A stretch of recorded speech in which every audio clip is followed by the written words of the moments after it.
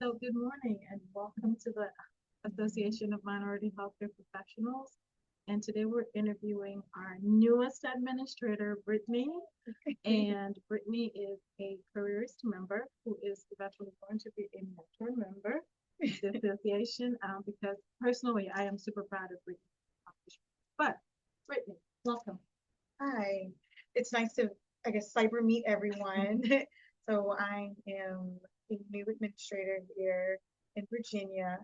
It has been a crazy journey, I could say, for myself, and especially with learning from Dr. K and finding other mentors that are still within the field and some that aren't, which is really great for me at least within.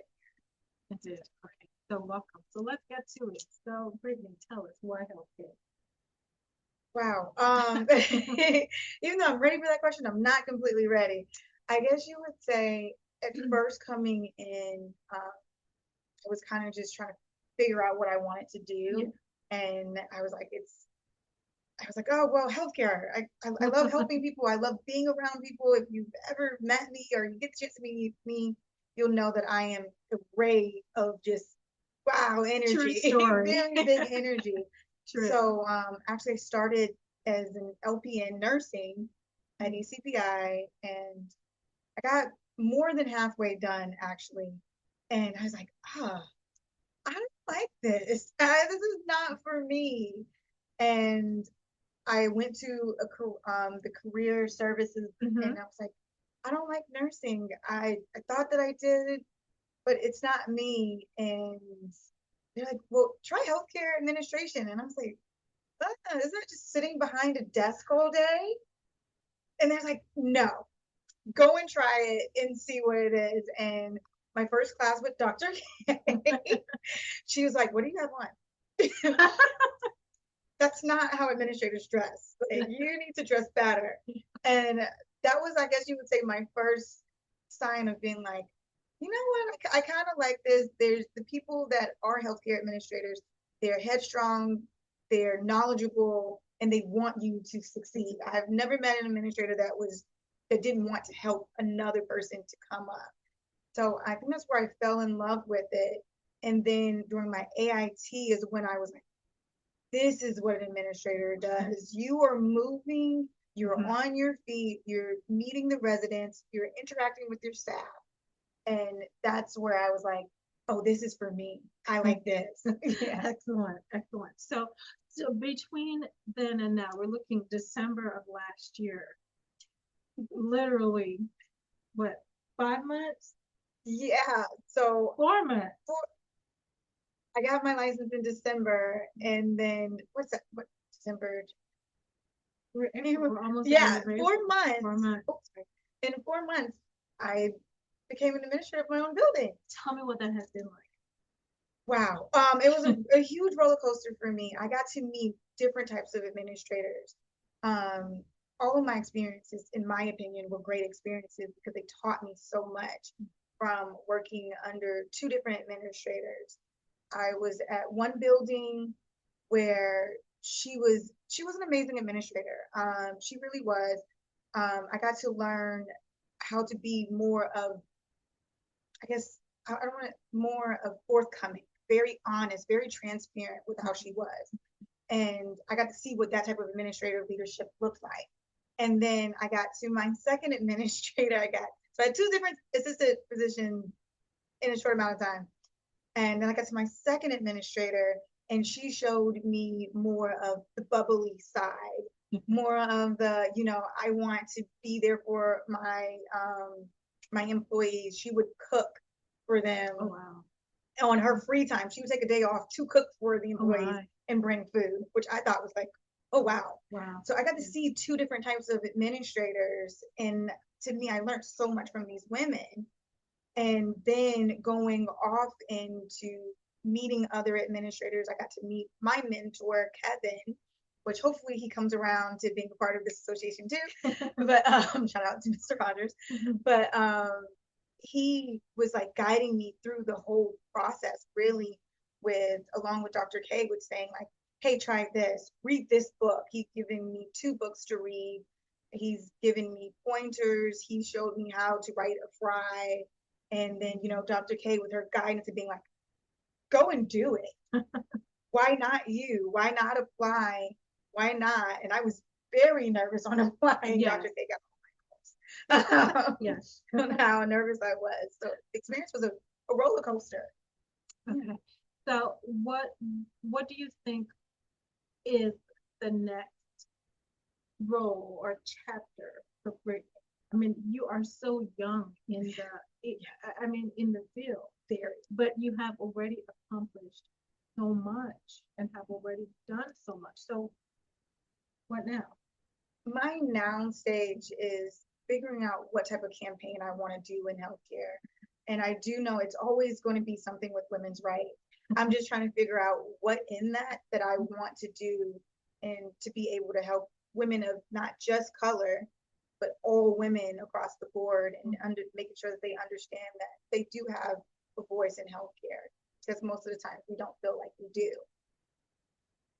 So what about now that you've got that, you're about to go to your own facility, and there are some people or students who might think, okay, this is too much. You passed the exam on the first try, minus the threats. Okay, but you passed the exam on the first try. What advice do you have for students who think, I cannot do this? This is so much. I want to wait at least 6 months before I take the exam. I say don't do that. The only reason, not 6 months, it is a lot of knowledge that you have to learn for that exam. And each time that you take it, if you take it again, it's going to change. There's nothing that's going to be the same. My advice to someone going in is study, take that 2 weeks to just focus on just that, and then just go and do it. If you take your time, you get more and more scared. And I just know for me as a person that has text anxiety, and I really do, I get scared and I'm just like, you know what, maybe I shouldn't do it. Don't do that. Just go forth, try your best. And that's all that you can do. Even if you don't get it on the first try, you'll get it.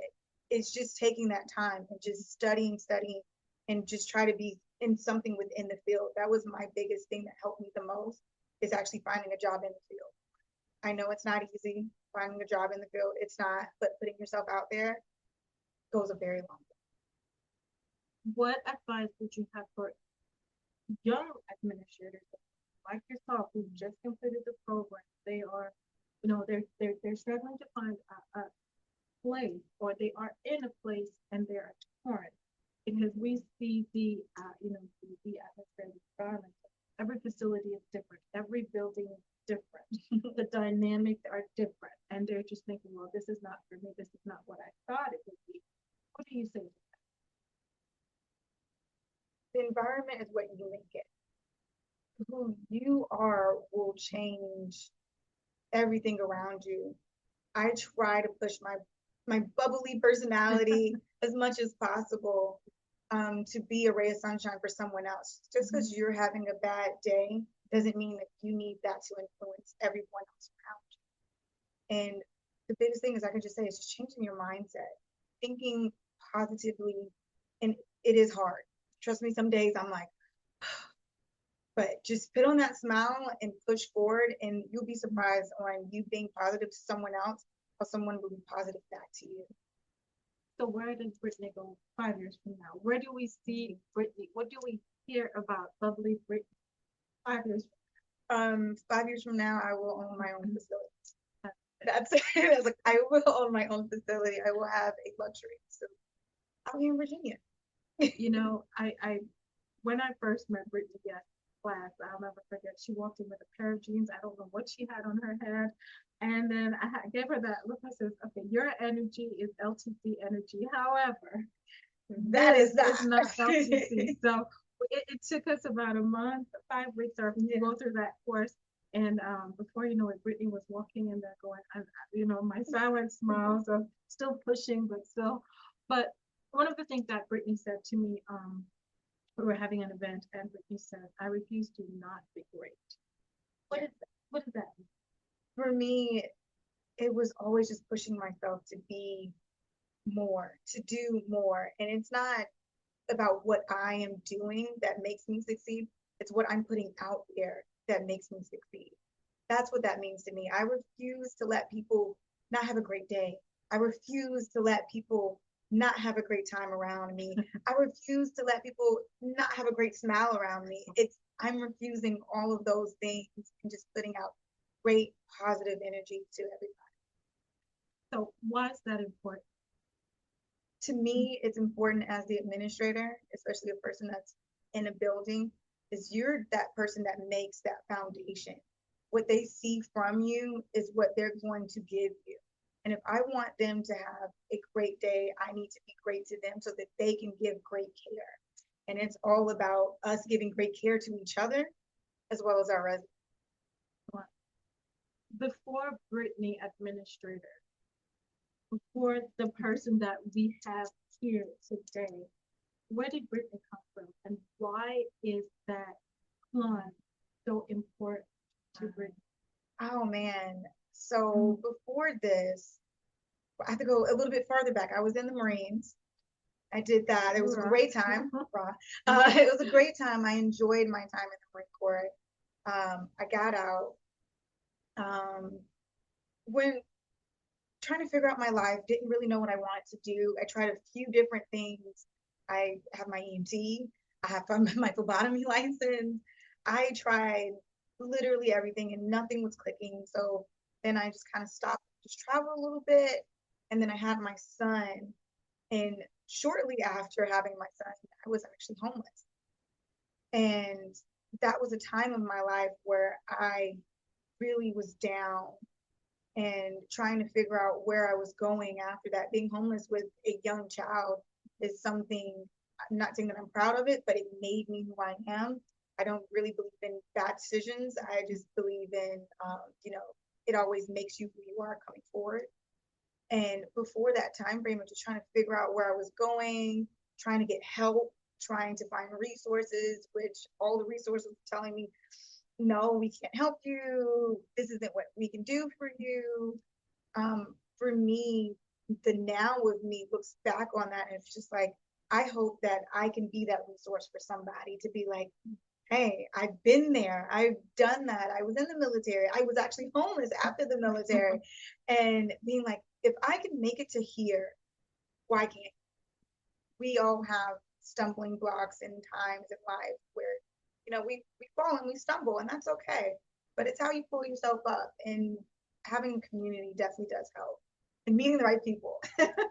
Indeed, indeed. So, what would you advise any individual who is trying to decide right now, healthcare administration, or even education?